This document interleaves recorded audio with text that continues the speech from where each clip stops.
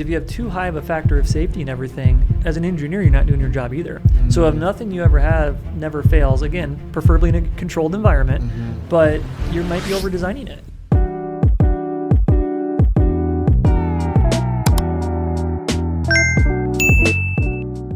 Welcome to the Why STEM podcast, brought to you by STEM Vice 360, where we ignite curiosity, break barriers, and empower the next generation of STEM leaders. I'm your host, Dr. Rameesh Madourie, an educator, a leader, and advocate for making STEM education accessible, inspiring, and transformative. Whether you're a student, an educator, a professional, or just someone who's passionate about STEM education, this podcast is for you. My guest today has almost 2 decades of experience building the world we live in, literally. With a bachelor's in civil engineering and multiple years of leadership, he now serves as a senior vice president for Benesch, an engineering firm. So definitely his thoughts, his ideas, his suggestions are represented in the projects that shapes our communities. But what stands out most isn't his professional expertise. It's truly his dedication to the next generation. Oftentimes supporting as it relates to projects within the K-12 space, but more so it's having those critical conversations with our students. He does this to ensure that the next generation, they're equipped, they're inspired, and they're ready to lead. So with that, I'm excited to welcome to the Why STEM podcast, Jess Hastings. Jess, welcome. Thank you so much for that nice intro. I want to start by looking at your background. We have this saying to say the foundation determines the type of structure you can put there, right? So, can you take us back to your early years? Tell us a bit about Jess's upbringing. I had a great upbringing, honestly. Very warm, supporting household. Very prototypical Midwestern kid. I'm from Nebraska. Riding bikes out in the summer, having fun with friends and family and my brothers. As it relates to engineering, I was a big Lego nerd. So love building things with Legos, building blocks, things like that. Never really looked at it as, long-term or anything like that. But looking back, I think that's when I really first kind of got that itch. Hot Wheels, building racetracks, things like that. Okay. It wasn't until later that I understood some of the why of why those things came to be. So you talk about the why behind this. Who introduced you to the Lego world? And when I think about Lego, I think more so, mechanical. But now your qualification is in civil. Civil, yeah, transportation. I grew up, my mom's a teacher, and so I spent a lot of time in her classrooms. As you know, you're in education. Yes, sir. But they had the building blocks around. They had science experiments. She was a science professional focused on that. So I would spend a lot of time in the lab playing with things and tinkering. So I think that probably inspired me at an early age. Okay. And then in the summers, it's here's a bunch of toys, go wear yourself out and play with things. And so really just having the room to explore and think about what I wanted to do and how I wanted to entertain myself was kind of how I got into that. So mom created the environment, the space for you to explore. We often talk about that inquiry-based learning. You got the opportunity to really inquire in a fun way. It didn't seem like work. Absolutely. I think I'm always the first one to kind of ask why, probably too much sometimes. And so I was always the curious kid of why is it that way? Why is it this way? How can I do this differently? And so, just being surrounded by people who were always okay with asking the why and having time to explore was really fun. So was that a trait that came from sort of the family where it was okay to ask the why behind, why do I need to do this or why that? Was that okay within the household? I think so. I think it's the reason I'm smiling is my brothers and I are all so different.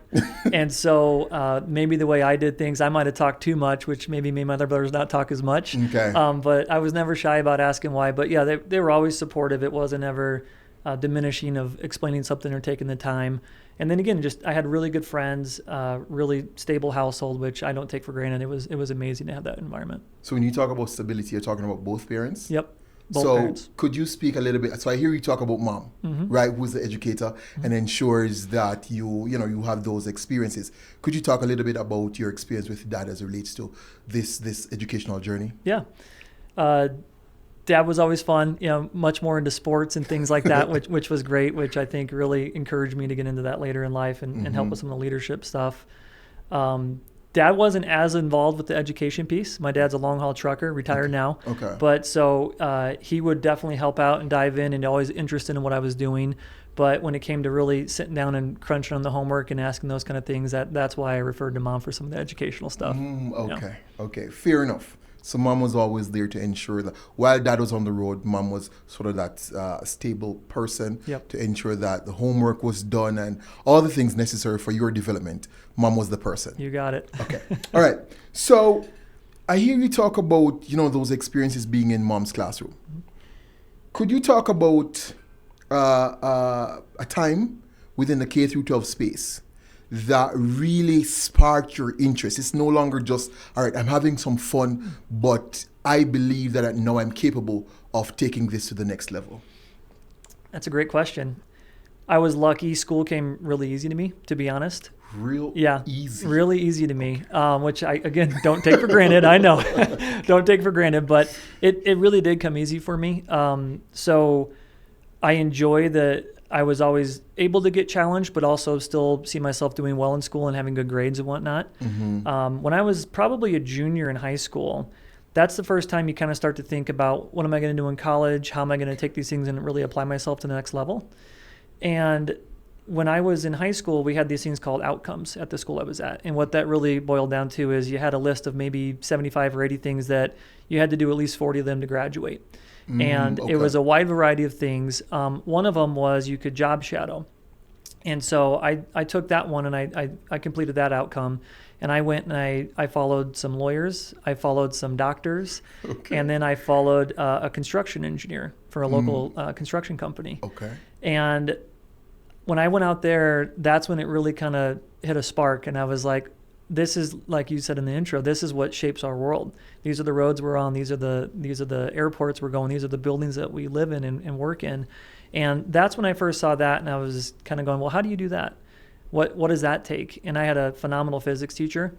And when I was talking to him about it, and originally I had thought I might actually be a high school teacher and I really liked coaching. So I was looking at something like that. He's the one who said you should really look into engineering. And I quite honestly had no clue what engineering was. And so that was the first time I really understood. You always know what doctors do and lawyers do because they're on TV shows and movies, but they don't have a lot of movies about engineers. And so really connecting those dots was meaningful for me. And after I did that, I quickly applied. I'm from Nebraska, so they have a great engineering school there at the University of Nebraska, and quickly applied and got in. Awesome. So you share that up until your junior year. So all this time through school, you were just having fun. Yeah. How did learning become so fun to you? Because learning for so many, including myself when I was just in the high school and K through 12 space, I just didn't connect with learning. How did you make that connection where it wasn't a hard task, but this was fun? I wish I knew and I could tell everybody this is exactly what to do, honestly, because that is, I do see other people struggle with that. And for me, again, I was always kind of a tinkerer. I was also like really into baseball cards and stats and just kind of making problems out of things. And I think the reason I was pulled towards science and math is that's really the best way for me to do problem solving in an educational setting. And so really just trying to figure out how did I get that answer? How can I do it quicker and more efficient? I was always drawn to that, and luckily I was good at it. So, I did have a lot of fun with school.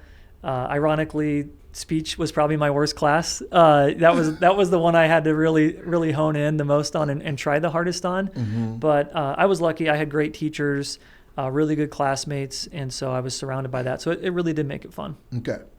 You spoke about that engineer who you shadowed, right? And saw something in you. Do you still have connection with this individual? Do you consider them, or did you consider them a mentor at the time? Ironically, I don't, and I don't even remember his name.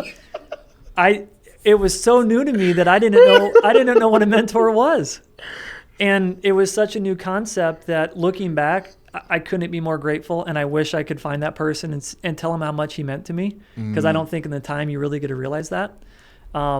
But since then, I've had so many good mentors that I do not take them for granted. And I try and remind them that, you are making an impact in me, or I really appreciate the way you approach that or whatever. But it was a random pairing. It was super lucky, and I'm very thankful for that.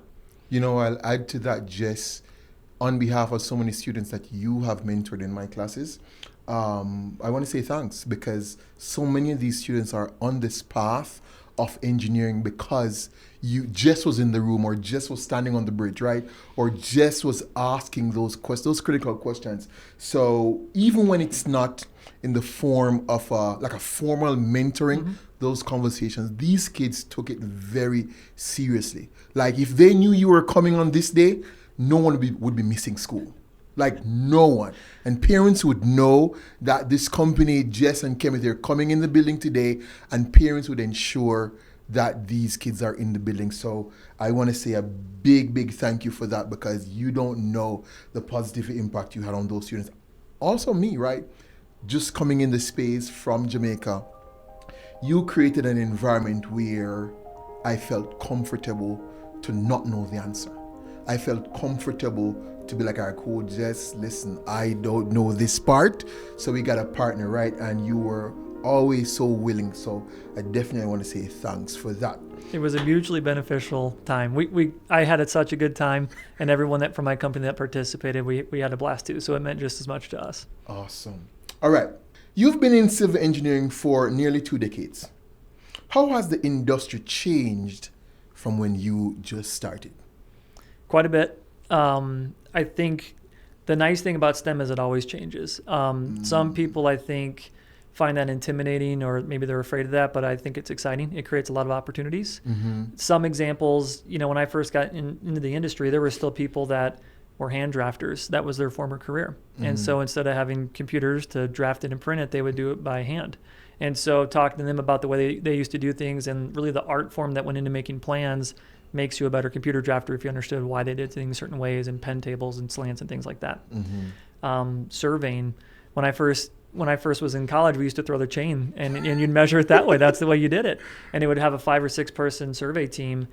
Now what you can do with a theodolite or a drone, it's amazing. And so I think that really does increase opportunities, especially for the younger generation coming up, where you don't have to wait for 20 years and learn the exact way to do something. You can push the envelope and really change things. So I think that happens all the time. Awesome. So you must feel a sense of pride when you step outside and see the bridge or the road, and you know that, hey, I was instrumental in this bridge or this piece of road. Could you share one of those projects that you're so proud of to say, you know what, let me stamp it, just worked on this project? For anyone out there, it's the most amazing feeling. That's the best part about civil engineering to me. I wish I could pick one. I could talk for the whole hour about all the different projects and how meaningful they are. They really are. Seeing the people you work with, watching the communities, watching them use it and enjoy it. When I first started dating my wife, I was okay. I was working in, this shows you how lame I am, but I was working in Omaha, and one of the contracts I was running was a resurfacing program. And so I used to drive around the weekends, and one of the things I would do is I would show the most freshly paved roads in Omaha. And she was like, "Are you kidding me right now?" But after a while, she would pick up on like, "Oh, that's a nice milled surface," or "Look at those new curb ramps." And so all the projects are great. If I had to pick one that still, when I drive by, I just kind of get goosebumps and I think about all the challenges. The Central 70 project right through the backbone there of downtown. We were the Union Pacific representative on that one. And that was a very complex and challenging railroad bridge. And so we really had to partner with the designer, with CDOT, with the contractor to get to the end product. And it ended up a wonderful bridge that's going to last for probably hundreds of years. Awesome. And that gives you like a sense of pride. Do you like say to your kids, listen, that is phenomenal. Like this bridge, I worked on this. They wouldn't listen. They wouldn't listen if I did. But yeah, it is very cool to drive around and see your projects get used. Awesome. As the senior vice president at Benesch, what does a day in your work life look like? And how do you balance that leadership role and your overall technical oversight? Every day is very different. Okay. One of the nice things about Benesch and a lot of firms in the AEC industry is I think you have the opportunity to really flex both muscles. There are some people that really just want to be technical, and that's great. We celebrate those people and we find opportunities. There are people that really want to go on the leadership side. I would say on a given week, maybe 20-25% of my time nowadays is spent on projects. During critical crunches or really really high impact times or projects, maybe I flex in a little bit more. But otherwise, a lot of it is working with clients, working with our internal service lines, doing that mentoring and that coaching, which I thoroughly enjoy too. So it is nice. You can still stay on the technical side somewhat, but you do get to be more of a leader as well. Okay. So let's segue just a little bit, because now Jess's journey is one that seems phenomenal. No challenges through school. You really enjoyed this thing. You're coming from a stable home. You spoke about, mom being there and dad being there as well. So what are some of the big challenges, if any, that you faced moving through your career or moving into upper level leadership? Everyone has challenges, so I don't want to say I never had any challenges for sure, but I am grateful for the ones that I did not have to go through. I think any young engineer, you always kind of have the what if, what's next. A lot of us are overthinkers. And so, just looking back, there was a lot of time spent thinking about, well, should I be doing this? What do I want to do next? Am I on the owner side, the private side? Am I the contract? There's just a lot that goes in, when in reality, it's all part of the same wheel. And so I think that I, again, was lucky. I got in with such a great company right out of school, and they allowed me to kind of tinker with this, look at that, and really just explore and really find what I was passionate about. There was challenges. I grew up in Omaha. I worked there professionally for about 8 or 9 years, and then I moved out here about 13 years ago. Just like you coming from Jamaica, it's a whole new place. It's a whole new place. Yeah, maybe a little less different than Omaha to Colorado, but it's very new. And so it's just, you're started over. You're intimidating. It's people you don't know. It's clients you don't know. It's standards you don't know. And so that was a challenge, but again, it was a really rewarding challenge. I think looking at the silver lining, I was able to provide a new background, new experience to people who maybe hadn't had it before, and really kind of start my own team here, which I absolutely loved and enjoyed. Okay. So have you noticed any barriers for new graduates or just new professionals entering the civil engineering space? Yeah, I think right now is a great time to be entering, honestly. Right now we're kind of at a record low for job openings versus new grads. So new grads in the civil engineering world really have an opportunity to pick where they want to go. But that being said, there's always still barriers. Again, there's that, what side should I go on? How do I find the right company? How do they know if they value me? So there's a lot of things that I think new grads are doing. A lot of colleges are doing a good job teaching them those questions to ask, but a lot of them still just don't know. Like, how much are you going to invest in me? What opportunities am I going to have? It's not just about how much per hour you're going to make and things like that. So there is that barrier of just educating the right questions to ask. It's also a very, very changing industry right now. So what you learned 4 years ago may not apply right now. So just being open to that change and really how you're going to fit in and how you're going to embrace that's really important. Okay. So, we've had the conversation around, and I think you've shared as well with some of the students that some of the soft skills necessary to truly be successful in the space. Would you mind sharing some of those for the student K through 12 or at the collegiate level who needs this information? Would you mind sharing that with them as well? I think communication is always paramount. Whether, again, even if you're on the technical side, you're still communicating with other technical experts, with the manager on the project, with the owner. So communication is really important. That doesn't mean you have to be ready to give a keynote speech right away, but I think really pushing yourself and getting outside that comfort zone, if that doesn't come natural to you, is fine. I also think that, again, STEM has this stigma where you have to be just a number cruncher and you have to know how to do this exact equation or whatever. That's not really civil engineering. Civil engineering is about problem solving. So really leaning into that critical thinking and that problem solving side, that's what makes a really, really good civil engineer. Okay. Now, consider a professional who, they've worked for 2-3 years, right? And they're considering their next move. It could be into leadership. As you are now in senior level leadership, what advice would you have for this person? Really try and be present. I think a lot of people do try and it's great that you're motivated to get promoted, and you should push yourself and you should push your company to give you those opportunities. But really valuing and staying present in the moment, I can't stress that enough. Even if it's a job or a task you've done 1,000 times, it feels like there's always something small you can learn or something different you can do, which is going to make you a better leader in the future. And so I remember many times being out on grade on a construction site and hot days like that and thinking, what am I doing out here? Like, is this what I went to school for?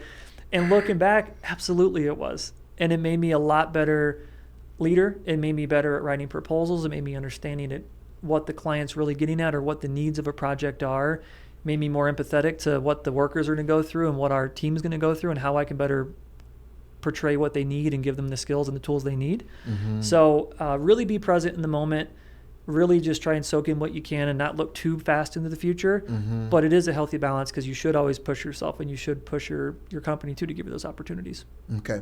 So by no means has your journey been that of the average person. You enjoyed school. Seems that you've excelled along the way.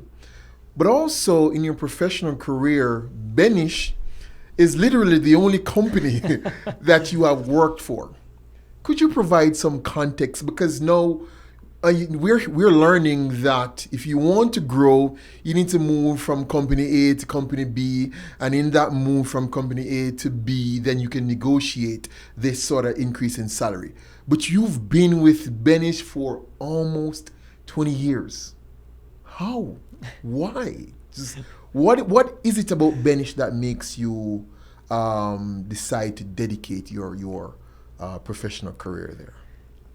I feel lucky. I got placed with them actually as an internship when I was in college, and at the time I had no idea that I got so lucky. But I know very quickly out of school though, you start to talk to your peers and you start to experience what other people are experiencing through their eyes, and you think, man, I've got it better. Okay, it's different here, but is it better or worse? And again, I think if you know where you want to go in your career, and you have a company who's willing to support you, who's willing to train you, who's willing to give you those opportunities, that made it pretty easy for me to not look elsewhere. And then the other side of it, as you mentioned, there's this old adage, and for some people in some companies that's probably true, that every 2 to 3 years you should be looking, because that's how you get promoted, or once you reach a milestone like your PE or you're going to that project manager, that's when you should look to jump ship. Benesch really has a culture of developing within. And I think that's born true. Our current CEO was an intern when he started. And so that's part of our culture. And so I think when I talked earlier about the new grads and those questions, having people say that they're willing to invest in you is one thing, but looking around and seeing that happens not just for one person, but for the whole company, that's why I've been very, very happy and content. Okay. And wouldn't never want to leave Benesch. Say that again. Yeah, never want to leave Benesch. Jess, you've made it a priority to support in the K-12 space, especially on those days when I call and say, this is what we're going to do, and what drives this commitment to the K-12 space? It's a great question. I think there's a lot of different touch points as you ask that question that I kind of go back to and think, honestly. Even when I was in high school, I started coaching my youngest brother. I started coaching baseball. And that was one of the happiest, most rewarding things I ever did. I ended up coaching him. I only had to do it for one summer. It was a commitment I made through the outcomes program I talked about before. That was for community service for graduation. I had so much fun. I ended up doing it 4 years. And years later, I would still have kids come up to me and parents come up to me and say, that was the best time I ever had, and you saw something in me I didn't see. So that really early on was so impactful and rewarding. How could you not, ever want to do that again? And then when it comes to the STEM side of things, again, I think engineers do such a poor job of promoting how cool what we do is and how valuable of a career it can be, that I don't want to be a person who complains about that. I want to be a person who goes out and tries to fix that. And so when you give me these opportunities to meet these amazing students and germinate the seeds you've already planted, it's amazing. And so, I think it's great. not every kid wants to do engineering, and that's fine. But even if, one out of every class that you go talk to has another question or it sparks an interest, that's amazing. It's a feeling you can't describe. Listen, Jess, your stats are significantly greater than 1 out of every class, because I can definitely say that a good 80% of the kids that have engaged in these experiences we've created together are in college or on their way to college to study the things that they have done. So the stats is significantly greater That's great. than 1 out of every class. So now, as the senior VP, you could find so many other things to do, but truly you've prioritized not just sending your young engineers, but you've been in the space. How can civil engineering companies better partner with schools to make STEM and especially engineering feel more accessible? Yeah, I think, again, going back to Benesch, one of our core values is community.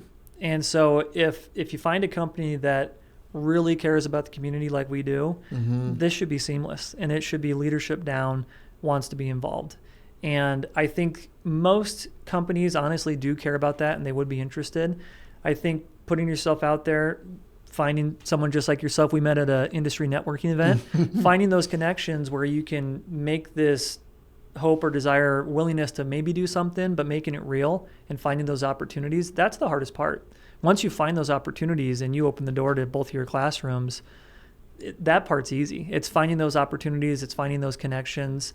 And it's not just in Colorado where we've done that. As a company, we get together and we discuss as leaders about, what are you doing in your community? How are you doing this? There was a great high school program in our Chicago office, as an example, where they did a co-op and they embedded people. That makes you get excited. That makes you want to go find that same opportunity. Yeah. And so I think, again, finding a company who has that culture, making sure that you don't just put it on the wall, but you live it every day, that's what it's about. And so, again, having your leaders go, you can't just delegate something like that. Your culture starts at the top and has to permeate through the whole company. So let me talk about from the education side. Many times we would meet after hours. That comes down to us, or even me as the educator, having the passion and is dedicating my personal time to ensure that I'm doing that meeting right, or we're designing this project. What would you say to the K through 12 space, a school district, a school leader, as relates to giving that teacher, their employees, the opportunity to step out of the space for a short time to go engage? What would you say to that leader to ensure that things like these do happen? Yeah, I think the funny part is, most people that I talk to in the education space, the industry and education meshing is what they're dying for. That's what their kids want. That's what the students' parents want. And so, again, if leadership believes that and they know that, put your money where your mouth is. Empower your educators or empower your administrators to go do that. Because like you said, it's hard when you're already trying to teach the kids 8 to 5 already in the classroom. It's hard for you to find time to step away because your kids are there to have those. So I think looking for opportunities, I think industry would meet you guys there too, whether that's outside of hours on site, whether that's weekends, whether that's specific, in-service days where we come in and do like an industry day or something like that. I think finding those ways where we can really truly mesh it would be amazing, because I think industry is dying for it too. And that was my thought, right? Because at the end of the day, if we talk about the next generation, we can't wait for them to get to college, right? Because by that time, the interest has died. Can you talk about a situation that you have failed in, or failed in the general sense? How much time do you have? I got a lot of those. Yeah, I got lots of those. Let's go. Yeah. Share something that when you step back, or the first thing you say, you know what, I failed at this, and why didn't you stop? Just share one of those. Yeah. I think the best thing about engineering is ideally you're failing in a controlled environment, right? And so one of the things that I've loved to do, that we as a company do a ton of, is value engineering studies. And the whole premise of that is you really want to understand, why are you doing something? What are the basic functions? How do we get there? And then you get to brainstorm. You get to throw out all these crazy ideas in a safe environment, which 99% of them fail. 99% of them fail. Our goal is we want to have over 100 ideas to solve a specific problem project, and you're only going to advance one or two of them maybe. And so that really humbles when you do that and you think this is a great idea, this is a great idea, this could be a fun idea. When you go through with all the experts, because there's 3 to 15 people in these groups, in these committees, when you go through, somebody has a really good reason of why that won't work or why that would fail. So again, you're failing in this controlled environment, but you learn from that. And so you understand that, okay, that didn't work this time because of this, so I better not do that next time. Or maybe if I change this control, it will work. And so I think that's been really rewarding. I think on the construction side, that's what I was on. I was a designer, then I moved to the construction management side of things. You saw failures in real time. And so whether that was small things like a joining plan that didn't work, or maybe there was a utility plan and it didn't quite jive with the drainage plan or the paving plan or the structure's foundation, you get to see failures in real time. But these are expensive failures, though. These aren't. They can be. A lot of times, if you're doing your job right, you're working collaboratively where, okay, this isn't going to work because of this, so that's a failure. But how can we pivot it? How can we do it so it doesn't slow the project down? Or how can we do it so it still doesn't cost as much or maybe gives us a better product? Every now and then, there are failures that cost money. But that's construction, and you can't have a perfect plan set or you'd be designing things for forever. And so I think that again is when you see that and you're part of that solution that, hey, I helped pull this from the abyss or I helped fix that problem and re-navigated this as a team. That is so rewarding. And every time you do it, you're like, I want to do that again, or I want to work with that client or that contractor again. Let's go get it again and do it again. On the education side, not even just our students, even our educators, it's like we have an aversion to failure. Yeah. Failure it's bad. And I oftentimes think to myself, nah, I've learned so much more from the situations that I failed in versus the ones that I was successful at the first time. Because half the time, if you're successful at it the first time, you're still questioning, how did I do that? Yeah. Can I replicate that? Or was it optimal? That's the thing is if you have too high of a factor of safety and everything, as an engineer, you're not doing your job either. So if nothing you ever have never fails, again, preferably in a controlled environment, but you might be over-designing it. You might be putting way too much concrete or way too much steel, and if that's the case, it's costing too much money. So you're really not providing value for your client. And there's actually a book where we have a book club at the office right now. You have a book club? We have a book club in the office. Okay. They're not all bad books, not all engineering books. Some of them are very fun and fantasy and fiction and all that stuff. But the one right now is actually called To Engineer is Human. And it talks about that. It talks about if you have too much of an aversion to failure, you don't learn. And half the time the way we've learned something, sadly, is through catastrophic failures. And that's what makes us better as an industry. So yeah, it is a tough concept in the education side. Everyone wants straight A's. And as an educator, you get evaluated of how many of your people passed this specific exam, when really it's how many people went on to go to college, how many people went on to get a trade school job, how many people were engaged. Like those are the things that you want to measure, but they're a lot harder to measure. Looking back, what has been your proudest moment in your career? Good question. I would say the proudest moment of my career has really been seeing the growth of the team that I was able to recruit and hire, and just seeing how successful and accomplished they all are. I'm not as involved with the day-to-day with that specific team anymore, and they're still flourishing, and that makes me really proud. Some of the younger engineers and inspectors and people like that, some of them are shareholders now. Some of them have progressed to get their PE or become a project manager, and that has been so rewarding to see.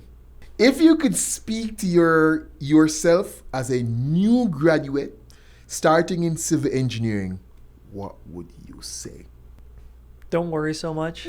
Don't worry so much. I think when you're in school, everything makes sense, right? It's all on paper, it's all in a textbook, and then you get into the real world and it totally changes. And I think there's a shock to that. I think I was shocked at, am I doing the right thing? Is this what I'm supposed to be doing? How am I supposed to be doing it? And you learn pretty quick that, there's not one way to do it. There's standards you need to meet, and there's a certain ethical standard you need to always reach, but there's a million ways to engineer. And so finding what works for you, finding what works with the team, I was lucky. I had a lot of really good mentors around me. And pretty quickly, I was able to exhale and get my feet underneath me. And I mentioned earlier, but really being present in the moment. I was able to learn so much on the design and the field side at a really young stage of my career that I think that set me up for a lot of success. Do you still consider yourself a learner, even at the senior level? Every day. Every day? Every day I learn something. We have a brilliant bridge inspection team leader. She teaches me something new every time I talk to her. And every day. Today I learned something new about wildlife fencing. I was on a bridge emergency job earlier this year, and I learned a lot about welding and about T1 steel. Every time you have an opportunity to be on a project, you should be learning something. You know what's funny? Your perspective is so different, because much of the leaders that we face today, their idea of leadership is that they know everything. Yeah. But none of what you shared a while ago shows that this is your stance. And I'm real curious. I know how I took the stance because I was the teacher. Then I progressed. So it's that progression. How did you get to that point? Again, I think it's who you surround yourself with. I was very, very lucky. I had some great mentors. And so having that safe space to see them not always have the answer and talk about, we always say I can do that. I'm not sure how, but I'll figure it out. I can do it. And so really just adopting that. And I'm just like you. I don't ever want to come across that I always have the answers. Nope. I have a willingness to get there, and I have the skill sets to find other people who can help me get there. But I by no means am an expert in anything. One of my best strengths is knowing what I'm not good at, which I think most leaders should have that strength. But yeah, I think that you don't always have to have the answer. You have to have the right attitude. You have to have the right team. You have to have problem-solving skill sets. But I think if you always had the right answer, it'd be boring. I think it's fun to be challenged. Now, being in the space that you are, upper-level leadership, you get a chance to craft a vision. Where do we want this organization to be the next 10, 15 years? What's your vision for the future of civil engineering and its role in inspiring the next generation of STEM professionals? I think continuing to show everybody how important what we do is should be at the top of our list. I couldn't have gotten here today without driving in my car down the road. We wouldn't be in this building if it wasn't on a solid foundation. We'd be flooded out after the rains we just had if we didn't have a good drainage system. So little things like that people take for granted, we shouldn't take them for granted. And so I think showing people why that's exciting, why that's important is really cool. I think teaching the younger generation that there's not one way to do things, that there is a space in this industry for them, and it can be really rewarding professionally, personally, financially. It's a wonderful career. And so I think getting that out there and really making sure that people know that that's an option for them is something that I'm going to continue to prioritize. Awesome. Thanks for sharing that. So the premise of this podcast is where we have our guests sort of share their why STEM in their life, why STEM moving forward, why STEM. I think STEM is really important for what we do as a civilization. It really challenges you personally, but also challenges you as a group. If you're somebody who really tends to be more on the technical and analytical side, there's a great spot for you to do that. But if you're somebody who really likes to team build and problem solve and do things that maybe don't fit the stereotypical engineer, there's a spot for you in STEM for that too. So I really think it can be for anybody. I think it's extremely rewarding. I think it's very important for what we do in our everyday lives. So I couldn't recommend it high enough. Okay. Thank you definitely for that. Jess says STEM is for everyone. I appreciate you giving us, me, the opportunity to really sort of dive into who Jess is, right? Not just a senior VP, but just Jess, the person you're journeying. I appreciate you sharing the idea of sort of that stable household. Because oftentimes we take for granted the importance of having stability in the house and how it positively impacts the child. Just says if you're looking for that stability, find a mentor, find someone who is in the space, someone who can advise you. Be willing to fail in the controlled environment. Failure is not a bad thing, it's an opportunity to learn. Never see yourself as someone who is incapable. You just need to learn the things necessary to move forward. These are all words coming straight from Jess based on his experiences, based on his journey to where he is now. If you are a professional, a student, a teacher, someone out there who's passionate about STEM education, this podcast is for you. We look forward to you connecting with us on all social media. Until next time, why STEM?